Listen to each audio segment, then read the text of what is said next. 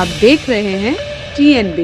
केंद्र सरकार ने 18 से 22 सितंबर के लिए संसद का विशेष सत्र बुलाया है। ऐसे में सवाल उठ रहा है, इन 5 दिनों के विशेष सत्र में आखिर होना क्या है। इस दौरान 4 बिल पेश किए जाएंगे। राज्यसभा की ओर से 13 सितंबर को जारी संसदीय बुलेटिन में इसकी पूरी जानकारी दी गई। सत्र के पहले दिन यानी 18 सितंबर को राज्यसभा में 75 सालों की संसदीय यात्रा, उपलब्धियां, अनुभव, यादों और सीख पर चर्चा होगी। उधर राज्यसभा में पोस्ट ऑफिस बिल 2023 और मुख्य चुनाव आयुक्त और अन्य चुनाव आयुक्त की नियुक्ति से जुड़े बिल पेश किए जाएंगे। ये दोनों बिल राज्यसभा में पेश होने के बाद लोकसभा में रखे जाएंगे। इसके अलावा लोकसभा में एडवोकेट्स अमेंडमेंट बिल 2023 और प्रेस एवं रजिस्ट्रेशन ऑफ पीरियोडिकल्स बिल 2023 पेश किए जाएंगे।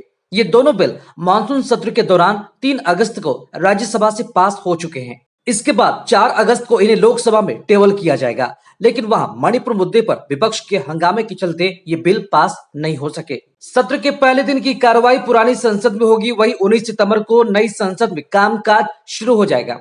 नए संसद भवन में जाते समय संसद कर्मचारी नेहरू जैकेट और खाकी रंग की पैंट पहनेंगे। मुख्य चुनाव आयुक्त और अन्य चुनाव आयुक्तों की नियुक्ति को रेगुलेट करने से जुड़े बिल पर राज्यसभा में 10 अगस्त को चर्चा हुई थी। बिल के मुताबिक आयुक्तों की नियुक्ति 3 सदस्यों का पैनल करेगा, जिसमें प्रधानमंत्री, लोकसभा में विपक्ष के नेता और एक कैबिनेट मंत्री शामिल होंगे। राज्यसभा में कांग्रेस, आम आदमी पार्टी सहित अन्य विपक्षी दलों ने इस विधेयक का विरोध किया था।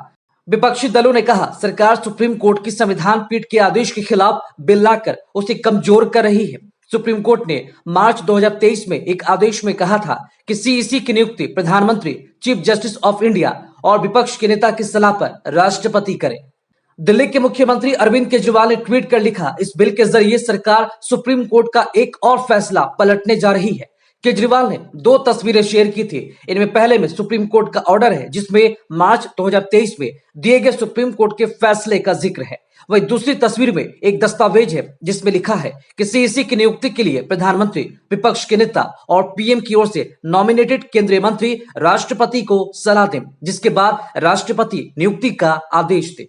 केजरीवाल ने ट्वीट में कहा, प्रधानमंत्री जी देश के सुप्रीम कोर्ट को नहीं मानते। उनका संदेश साफ है कि सुप्रीम कोर्ट का जो आदेश उन्हें पसंद नहीं आएगा, वो संसद में कानून लाकर उसे पलट देंगे। अगर पीएम खुलेआम सुप्रीम कोर्ट को नहीं मानते हैं तो ये बेहद खतरनाक स्थिति है। सुप्रीम कोर्ट ने एक निष्पक्ष कमेटी बनाई थी। सुप्रीम कोर्ट के आदेश को पलटकर मोदी जी ने ऐसी कमेटी बना दी जो उनके कंट्रोल में होगी। वो मनपसंद व्यक्ति को चुनाव आयुक्त बना सकेंगे। इससे चुनाव की निष्पक्षता प्रभावित होगी। 18 सितंबर से शुरू हो रहे संसद के इस विशेष सत्र के दौरान कोई प्रश्नकाल और शून्यकाल नहीं होगा। इसके साथ किसी भी सदन में प्राइवेट बिल पेश नहीं होगा। उधर संसद के विशेष सत्र से पहले केंद्रीय संसदीय कार्य मंत्री प्रहलाद जोशी ने 17 सितंबर को सर्वदलीय बैठक बुलाई है। वहीं कांग्रेस नेता जयराम रमेश ने 13 सितंबर को एक्स पर लिखा था कि संसद का स्पेशल सेशन बुलाया गया, लेकिन एक व्यक्ति के अलावा किसी को भी इसके एजेंडे के बारे में जानकारी नहीं।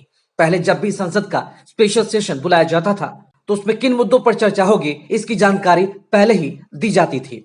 हालांकि इन सब के बीच देखना दिलचस्प होगा कि 18 से 22 सितंबर तक चलने वाला विशेष सत्र कितना खास होता है और कितने बिल पेश होते हैं। देश और दुनिया की तमाम खबरों में बने रहने के लिए देखते रहें TNB। साथ ही हमारे वीडियोस को लाइक करें, शेयर करें और हमारे YouTube चैनल TNB को सब्सक्राइब करना ना भूलें।